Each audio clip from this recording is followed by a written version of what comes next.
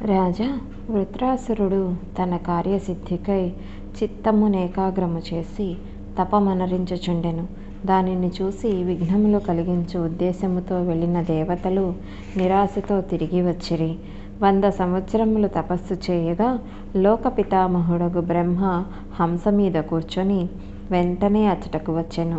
తానిట్లు పలికెను: త్వష్టనందన, శాంతింపుము. ఇప్పుడిక తపమనరింపనవసరము లేదు. వరమడుగుము. నేను నీ కోరికలను తీర్చుటకు సంసిద్ధుడనైతిని. తపస్సు చేత నీవిప్పుడు మిగిలి దుర్బలుడవైతివి. అది చూసి నేను సంతుష్టుడనైతిని. నీకు శుభమగుగాక.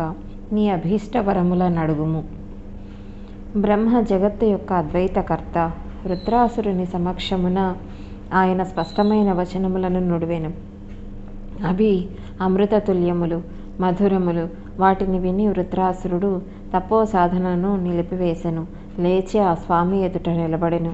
అప్పుడు హర్షోద్రేకములతో అతని నేత్రములందు అశ్రువులు నిండెను. 2 చేతులను జోడించి నమ్రతతో తలవంచి బ్రహ్మచరణములకు ప్రణమిల్లి ఎదుట నిలబడెను. నమ్రత వలన అతని శరీరము వంగి ఉండెను. తదుపరి తపస్సు చేత మిగుల సంతుష్టుడైన వరదాత బ్రహ్మతో వంగురుబోయిన గొంతుతో పలుకసాగెను: ప్రభు, నేడు నీ దర్శన భాగ్యము కలిగినది. ఇది నాకు సకల దేవతల పదవిని పొందినట్లయినది. కానీ ప్రభు, నా మనస్సునందు ఒక కఠినమైన అభిలాష కలదు. కమలాసన, ఆ కోరికను మీకు నివేదించదను. అయినప్పటికీ ఏ భావము కూడా నీ నుండి దాగి ఉండదు.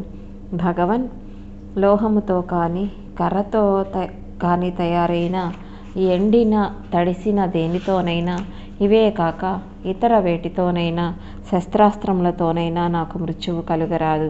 ఇదియే నా అభిలాష. నా పరాక్రమము సదా అధికమగుచుండవలెను.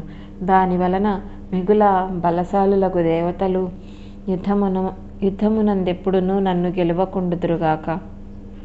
రాజా, వృత్రుడు ఇట్లు ప్రార్థించగా బ్రహ్మ అతనితో ఇట్లనెను: వత్సాలెమ్ము, నీకు శుభమగుగాక.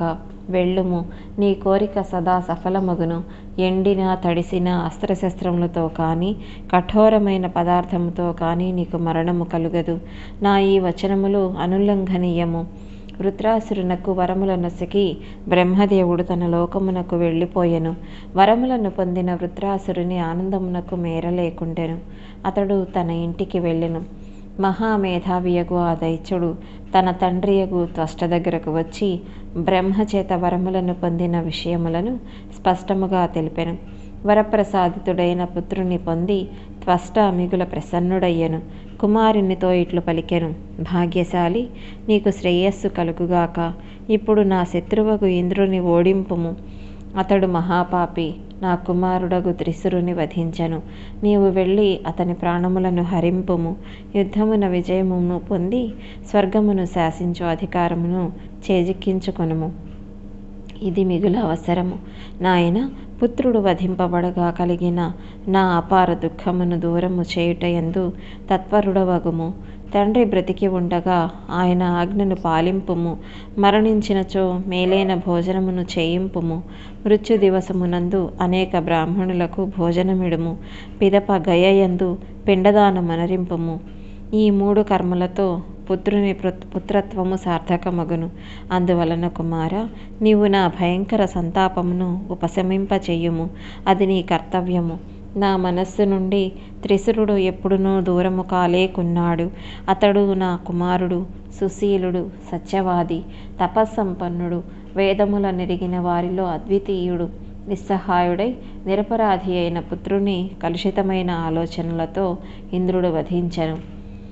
రాజా, త్వష్ట యొక్క మాటలను విని మిగుల దుర్జయుడైన వృత్రాసురుడు రథమునెక్కి వెంటనే తండ్రి భవనము నుండి బయలుదేరెను.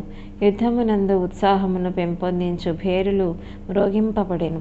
శంఖములు పూరింపబడుచుండెను. ఇట్లు అభిమానధనుడైన దైత్యుడు నియమపూర్వకముగా యుద్ధయాత్ర చేసెను.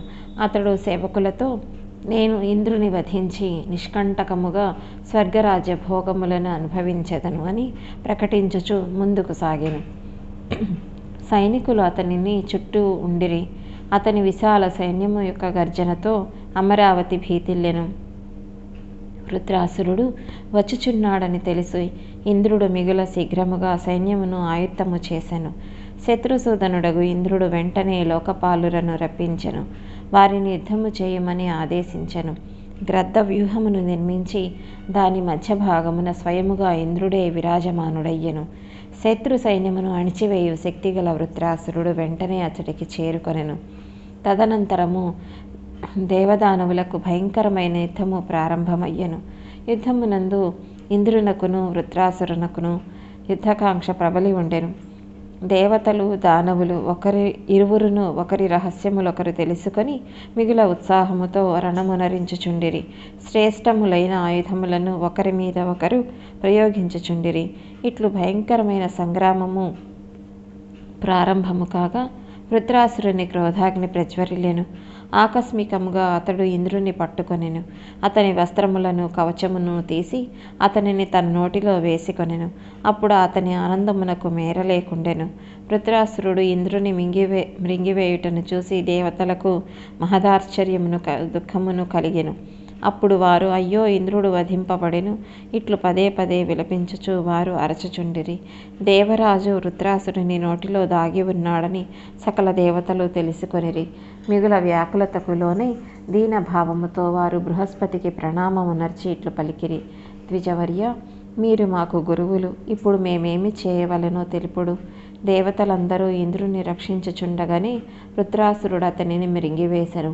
ఆ స్వామి లేకపోయినచో మా అందరి పరాక్రమములు నశించిపోవును. అందువలన ఇప్పుడు మేమేమి చేయగలము?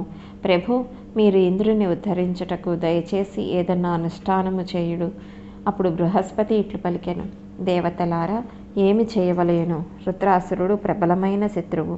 అతడు ఇంద్రుని మృంగెను. ఇప్పుడు ఇంద్రుడు అతనిలోనే ఉన్నాడు, ఇంకనూ జీవించియే ఉన్నాడు. రాజా, దేవరాజు యొక్క ఈ స్థితిని చూసి దేవతలు చింతాక్రాంతులై అత్యంత వ్యాకులత చెందిరి. తమలో తాము ఆలోచించుకొని ఇంద్రుని విడిపించుటకు వారు ప్రయత్నింపసాగిరి. వారు బృహస్పతి అంగీకారముతో శత్రు సంహారమనరించడి మహాబలశాలియగు ఆవులింతను సృష్టించిరి. వృత్రాసురుడు ఆవలించుటకై పెద్దగా నోరు తెరచెను. అప్పుడు ఇంద్రుడు అతను చూసుకొని తన అంగములను చిన్నవిగా చేసి అతని నోటి నుండి బయటకు వచ్చెను. అప్పటి నుండియే జగత్తునందు ఆవులింత ఉద్భవించెను. దేవేంద్రుడు బయటకు వచ్చుటను చూసి దేవతలు ప్రసన్న చిత్తులైరి. దీని తరువాత మరలా యుద్ధము ప్రారంభమయ్యెను. దేవదానవులకు రోమాంచకరముగు భయంకర సంగ్రామము 10,000 సంవత్సరముల వరకు జరుగుచుండెను. సకల జగత్తు భయముతో వణికిపోవచుండెను. అభిమాన మదోన్మత్తుడైన వృత్రాసురుని శక్తి అధికము కాజొచ్చెను. అతని తేజస్సుతో నీరసించిపోయిన ఇంద్రుడు పరాజితుడయ్యెను. యుద్ధమునందు ఓడిపోయినందుకు అతనికి మిగుల దుఃఖము కలిగెను. అతని పరాజయమును చూసి దేవతల విషాదమునకు అంతు లేకుండెను. అప్పుడు ఇంద్రాది సకల దేవతలు యుద్ధభూమిని వదిలి పారిపోయిరి. వెంటనే వృత్రాసురుడు వచ్చి దేవలోకమున తన అధికారమును స్థాపించెను. స్వర్గమునందలి సమస్త ఉపవనములు ఆయన ఆధీనములోకి వచ్చెను. శ్రేష్టమైన ఐరావత గజమును కూడా తన వాహనముగా చేసుకొనెను. రాజా, దేవతల సమస్త విమానముల వ్యవస్థను వృత్రాసురుడు చేజిక్కించుకొనెను. సర్వోత్తమమైన ఉచ్ఛైశ్రవమును అశ్వము, కామధేనువు, పారిజాత వృక్షములు, అప్సరలు, అచటనున్న రత్నములు అన్నిటి మీద వృత్రాసురుడు అధికారమును కలిగి ఉండెను. స్థానభ్రష్టులైన దేవతలందరూ పర్వత గుహలను ఆశ్రయించిరి. మిగుల కష్టముతో సమయమును గడుపుచుండిరి. అప్పుడు వారికి యజ్ఞభాగములు లభించుట కూడా ఆగిపోయెను. భారత, తదనంతరము ఇంద్రునితో కూడి దేవతలందరూ కైలాస పర్వతమునకు వెళ్ళిపోయిరి. అచ్చట భగవంతుడకు శంకరుడు విరాజమానుడై ఉండెను. వారు ఆ దేవదేవునకు ప్రణమిల్లిరి. చేతులు జోడించి మిక్కిలి నమ్రతతో ఇట్లు ప్రార్థించసాగిరి. దేవదేవ, మహాదేవ, కృపా సింధు, మహేశ్వర, మేము వృత్రాసురునితో ఓడిపోయితిమి. భయముతో మా గుండెలు కంపించుచున్నవి. మమ్ములను రక్షింపుడు. కళ్యాణకర్తవు భగవంతుడవు అగు శంభో, ఆ బలశాలియగు దానవుడు మా ఇళ్లను కూడా వశపరుచుకొనెను. మేమిప్పుడేమి చేయవలెను? ప్రభు, కృపతో మాకు తెలుపుడు. స్థానభ్రష్టులమైన మేము దేవతలందరము ఏమి చేయవలెను? ఎక్కడకు పోవలెను? ప్రభు, మా దుఃఖమునకు అంతము లేదు. దీని నుండి ఉద్ధరింపబడు ఉపాయము తెలుపుడు. ప్రాణులను శాసించు కృపా సింధు భగవన్, మేము ఘోర కష్టముల పాలైతెమి. వరదాన ప్రభావమున వృత్రాసురుడు మిగుల అభిమాని అయ్యెను. మాకు సహాయమునర్చు తలంపుతో మీరు అతనిని సంహరింపుడు. అప్పుడు భగవంతుడగు శంకరుడు ఇట్లు పలికెను.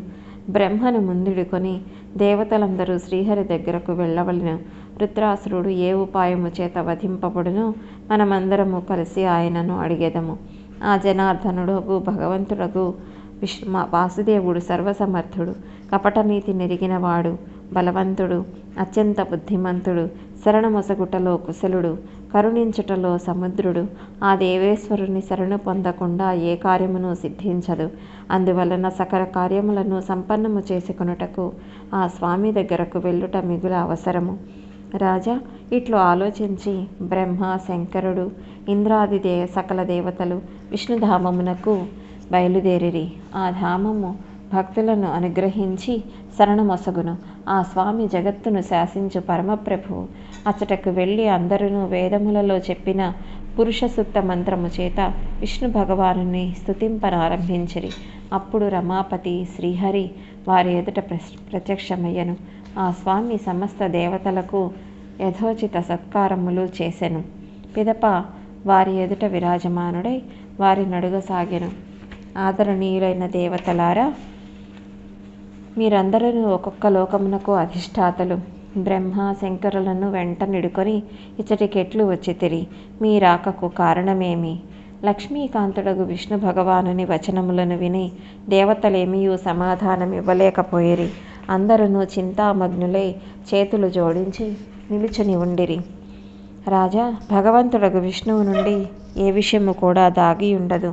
సకల దేవతలు ఇట్లు చింతించుచు ప్రేమాతిరేకమున వారితో విష్ణు భగవానును ఇట్లు పలికెను. దేవతలారా, మీరు మౌనమును ఎందుకు వహించి ఉన్నారు? చెప్పుడు. మంచి అయినను చెడు అయినను దానిని తెలుసుకొని సఫలము చేయుటకు నేను ప్రయత్నించదను. అప్పుడు దేవతలు ఇట్లనిరి. ప్రభు, 3 లోకములందు మీకు తెలియని విషయం ఏమున్నది? మీరంతయు ఎరుగుదురు. తెలిసి కూడా కార్యమును గురించి మమ్ములనెందుకు అడుగుచున్నారు? దానికి విష్ణుదేవుడు ఇట్లనెను. శ్రేష్టమైన దేవతలారా, మీరు భయపడవలదు. అందరికీ అంగీకారమైన ఒక ఉపాయము నాకు తెలియను. వృత్రాసురుని వధించుటకు ఆ ఉపాయమును మీకు తెలిపెదను. దాని వలన మీరు పరమసుఖమును అనుభవించెదరు. బలము, బుద్ధి, అర్థము లేక కపటము ఏ పద్ధతినైనను అవలంబించుట మీ కర్తవ్యము. అట్టి ఉపాయముతోనే మీరు దీనిని సాధింపవలయను. సుహృదులు దుష్టుల ఎడల సామధానాది 4 ఉపాయములను ప్రయోగింతురని తత్వదర్శులగు పురుషులు చెప్పుదురు. ఈ దైత్యుడు తపస్సుతో బ్రహ్మను ఆరాధించను. బ్రహ్మ వరములను ఒసగెను. అందువలన వరప్రభావముతో ఇప్పుడతడు దుర్జయుడయ్యను. త్వష్ట సృష్టించిన ఆ దైత్యుని జయించుటకు ఏ ప్రాణియును సమర్థుడు కాదు. బలమునందు వారికంటే అధికుడైన కారణమున శత్రువు యొక్క రాజధాని మీద అధికారమును పొందుటకు యోగ్యుడయ్యను. దేవతలారా, ఆ వృత్రాసురుడు మిగుల అజేయశత్రువు. సామనీతిని ప్రదర్శించకుండా సఫలత పొందుట అసంభవము. ఏదో ఒక ప్రలోభము చేత మొదట అతనిని వశపరచుకొనవలెను. పిదప అవసరమును చూసి అతనిని వధింపవలెను. కనుక గంధర్వులారా, మీరందరూ మిగుల పరాక్రమవంతులైన ఆ దానవుని దగ్గరకు వెళ్ళుడు. సామనీతిని ఆశ్రయించుడు. నేను ఇంద్రునికి తప్పక సహాయమనరించెదను. అందులకు అతని శ్రేష్టమగు వజ్రాయుధమునందు గుప్తరూపమున ప్రవేశించదను. దేవతలారా, ఇంకను సమగ్రముగా సమయము కొరకు నిరీక్షింపుడు. ఆయువు సమాప్తమగుటతోడనే వాడు మరణించును. ఇది తప్ప ఈ కార్యమునందు సఫలత లభించుట అసంభవము. గంధర్వులారా, మీరు వృత్రాసురుని దగ్గరకు వెళ్ళుడు. అతనితో సంభాషించి ఇంద్రునితో మైత్రిని కలుగచేయుడు. లేకపోయినచో ఈ కార్యము జరగదు. స్వయముగా నేను వామన రూపమును ధరించి బలిచక్రవర్తిని వంచించి తిని. ఒకసారి నేను మోహిని రూపమును ధరించి తిని. దాని వలన సకల దైత్యులు మోసపోయిరి. అందువలన మీ హితమును దృష్టిలో అందుంచుకొని మీరు మంగళప్రదురాలకు భగవతి యోగమాయ వద్దకు వెళ్ళుడు. దేవతలారా, ఆమెను శరణుజొచ్చి భావభావితులై మంత్రమును పఠించి స్తుతింపుడు. తప్పక ఆ దేవి మీకు సహాయమనరించును. ఆ పరాప్రకృతిమయి సత్వస్వరూప భవానికి మనము నిరంతరము ప్రణామము చేసెదము. ఆ దేవి కామరూపిణి. ఆ మాత కృప వలన సిద్ధియును కోరికలను సులభమగును. దుష్టులకు ఆ తల్లి దర్శనము దుర్లభము. ఆ దేవిని ఆరాధించుట వలన కేవలము ఇంద్రుడే సంగ్రామ రంగమున శత్రువులను వధించగలడు. ఎందుకనగా మోహిని స్వరూప భగవతి యోగమాయ ప్రభావము వలన ఆ సమయమున వృత్రాసురుడు మోహితుడై ఉండవచ్చును. అట్టి స్థితిలో మిగుల సులభముగా ఆ దైత్యుడు వధించబడగలడు. పరమపూజ్యురాలగు జగదంబ ఆవిర్భవించినప్పుడే ఇదంతయును జరగగలదు. లేకపోయినచో ఎవరి మనోభిలాష కూడా నెరవేరదు. సకల కారణములకు కారణమైన దానిని తనలో విలీనము చేసుకొని ఆ దేవి గుప్త రూపమున సర్వత్రా విరాజమానురాలై ఉండును. అందువలన మహానుభావులైన దేవతలారా, మీరు శత్రు సంహారమునరించుటకు మిగుల భక్తి శ్రద్ధలతో విశ్వజననియగు దేవిని ఉపాసించుటయందు తత్పరులు కండు. సాత్విక వృత్తిని అవలంబించి ఆ ప్రకృతి దేవిని ఆరాధింపుడు. పూర్వకాలము నాటి విషయము. నాకు కూడా మధుకైటభులతో అత్యంత భయంకరమగు యుద్ధమును చేయవలసి వచ్చెను. 5000 సంవత్సరముల వరకు యుద్ధము జరుగుచుండెను. అప్పుడు వారు సంహరింపబడిరి. అప్పుడు నేను ఈ పరమ ప్రకృతి భగవతి జగదంబను స్తుతించి తిని అత్యంత ప్రసన్నురాలయ్యి ఆ దేవి మధుకైటభులను మోహింపచేసెను. అప్పుడు నేను వారిని వధించగలిగి తిని. భగవతి యొక్క మాయాజాలమున చిక్కుకొని ఆ దానవులు మిగుల మదోన్మత్తులైరి. వారి భుజములు మిగుల విశాలములు. దేవతలారా, మీరు కూడా అటులనే ప్రకృతిదేవిని నిరంతరము ఉపాసించుడు. మీ కార్యము తప్పక సిద్ధించును. ఇట్లు పరమప్రభువు భగవంతుడగు విష్ణువు దేవతల ఎదుట తన అభిప్రాయమును వెలిబుచ్చెను. అప్పుడు దేవతలు సుమేరు పర్వత శిఖరమునకు వెళ్ళిరి. పారిజాత వృక్షములు ఆ శిఖరము యొక్క శోభను పెంపొందింపచేయుచుండెను. ఏకాంత స్థానమున కూర్చొని జపతపములను ధ్యానమును ప్రారంభించిరి. ఆ దేవి సృష్టి సంహారముల యందు లగ్నమై ఉండెను. భక్తుల అభిలాషను నెరవేర్చుట ఆ దేవి స్వాభావిక గుణము. ఆ దేవిని సేవించుట వలన సాంసారిక క్లేశములు దూరమగును. ఆ భగవతి జగదంబను స్తుతించుటయందు దేవతలు లగ్నమైరి. దేవతలు ఇట్లు పలికిరి: దేవి ప్రసన్నురాలవు కమ్ము, దేవతలను రక్షింపుము. వృత్రాసురుని వలన మేము మిగుల దుఃఖితులమగుచున్నాము. సంగ్రామ రంగమున అతడు మమ్ములను అనేక కష్టముల పాలు చేసెను. మీరు పరమాత్మ స్వరూపులు. దేవతలు ఎల్లవేళలా మీ చరణ కమల ఛత్ర ఛాయలయందు ఆశ్రయమును పొందుదురు. నీవు సమస్త జగత్తునకు జననివి. ఇప్పుడు ప్రబలమైన శత్రువు మా మీద దాడి చేసెను. ఈ స్థితిలో మమ్ములను మీ పుత్రుల వలె రక్షింపుము. ఈ త్రిభువనములందు మీకు తెలియని విషయమేదియునూ లేదు. అట్టి ఎడ అసురుల ద్వారా పీడింపబడు దేవతలను మీరెందుకు నిర్లక్ష్యము చేయుచున్నారు? ఈ చరాచర త్రిలోకముల సృజన కార్యము మీ మీదనే ఆధారపడి ఉన్నది. దేవి, నీవు కరుణాసముద్రురాలవు. పుత్రుడు సాక్షాత్తు అపరాధి అయినను అతడు కష్టముల పాలైనప్పుడు వానిని రక్షించుట తల్లి కర్తవ్యము. ఈ నియమము మీరు చేసినదే. మేమేమియూ అపరాధమనరింపలేదు. మీ చరణ కమలములను ఆశ్రయించి ఉన్న మమ్ములనెందుకు రక్షింపరు? దేవి, కరుణించుము. మా మీద దయనెందుకు చూపరు? జనని, ఇది పూర్వకాలపు విషయము. అత్యంత పరాక్రమవంతుడైన దైత్యుడొకడు ఉండెను. మహిష రూపమును ధరించి సంగ్రామమున నిలిచెను. సకల ప్రాణులు అతని వలన భయభీతులగుచుండిరి. మా హితమును దృష్టి అందుంచుకొని మీరు వానిని వధించితిరి. తల్లి, భయమును పుట్టించు ఈ వృత్రాసురుని మీరెందుకు చంపుటలేదు? మహిషాసురుని వలనే శుంభుడు కూడా మిగుల బలవంతుడు. అతని సోదరుడుకు నిశుంభుడు యందు కూడా అట్టి శక్తి ఉండెను. వారిరువురు సోదరులు, వారి అనేక అనుచరులు మీ చేతులతో వధింపబడిరి. ఆ దానవులను సంహరించినట్లే దుష్టుడకు వృత్రాసురుని కూడా పరాజితుని చేయము. పరాక్రమవంతుడైన ఈ దైత్యుడు మదోన్మత్తుడై ఉన్నాడు. ఇతనిని ఇతర దైత్యులను వలె మోహితుని చేయము. అందువలన ఆ దైత్యుల వలె ఇతడు అసమర్థుడగును. తల్లి, దేవతలమగు మేము వృత్రాసురునితో మిగుల సంతప్తులమైతిమి. మా కష్టములు ఇంతింతని చెప్పజాలము. మేము మిగుల భయపడితిమి. మీరే మమ్ములను రక్షింపవలెను.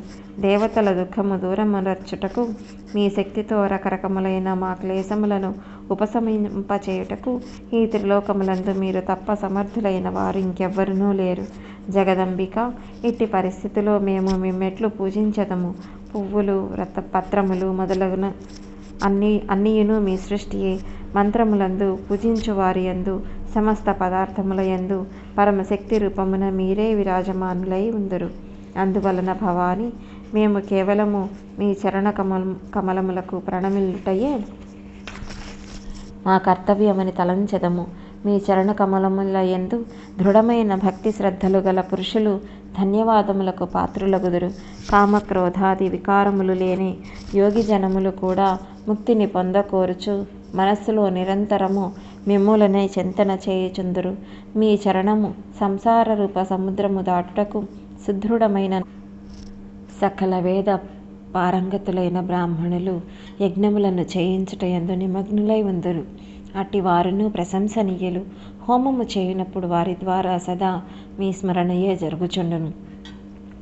దేవతలను సంతుష్టులను చేయుటకు స్వాహ, పితరులను తృప్తిపరచుటకు స్వధ ఈ శబ్దములు ఉచ్చరింపబడును. ఇవన్నీయు మీ నామములే కదా.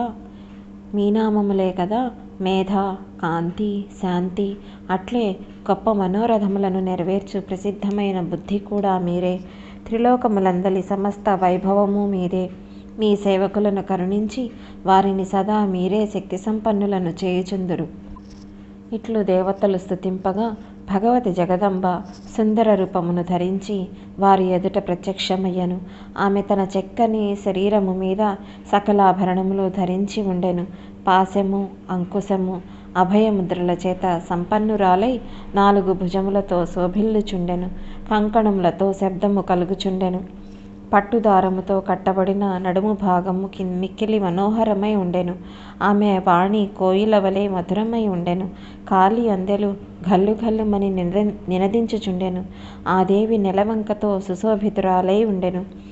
మస్తకమునందు ముకుటమును ధరించి ఉండెను. ఆమె ముఖ కమలమున చిరునగవు నిండి ఉండెను. ఆ దేవి మూడు నేత్రములు సాటిలేని వెలుగులను విరజిమ్ముచుండెను. ఆమె సర్వాంగముల యందు పారిజాత పుష్పములు అంకురింపబడి ఉండెను. ఆమె ఎర్రని వస్త్రములు ధరించి ఉండెను. ఆమె శరీరము రక్తచందన చర్చితమై ఉండెను.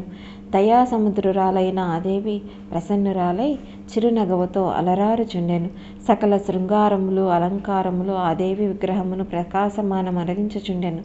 సంపూర్ణ ద్వైతభావమును ప్రకటించిన ఆ తల్లికి తెలియనిది అంటూ ఏమీయనూ లేదు. సర్వమును సృష్టించు ఆ దేవి అఖిల అధిష్టాన స్వరూపిణి. సకల వేదాంతములు ఆమెను సిద్ధపరచుటకే సార్థకములగును. ఆ దేవి విగ్రహము సత్ చిత్ ఆనందమయము. దేవతల ఎదుట నిలబడి భగవతి యొక్క సంకేతమును పొంది ఆమెకు ప్రణమిల్లసాగిరి. జగదంబ ఆ దేవతలతో ఇట్లు పలికెను, మీకు ఏమి కష్టము కలుగుచున్నదో నాకు వివరింపుడు. అప్పుడు దేవతలు ఇట్లనిరి, దేవి, దేవతలను అనేక కష్టముల పాలు చేయు ప్రబల శత్రువగు వృత్రాసురుని మోహింపచేయుటకు ఏర్పాట్లు చేయుడు.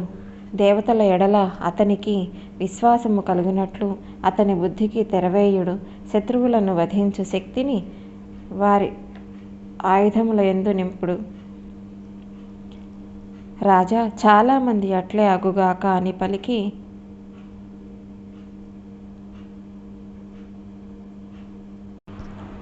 రాజా, భగవతి జగదంబ చాలా మంచిది, అట్లే అగుగాక అని పలికి అచ్చటనే అంతర్ధానమయ్యను. సకల దేవతలు ప్రసన్నులై తమ తమ స్థానములకు వెళ్ళిపోయిరి.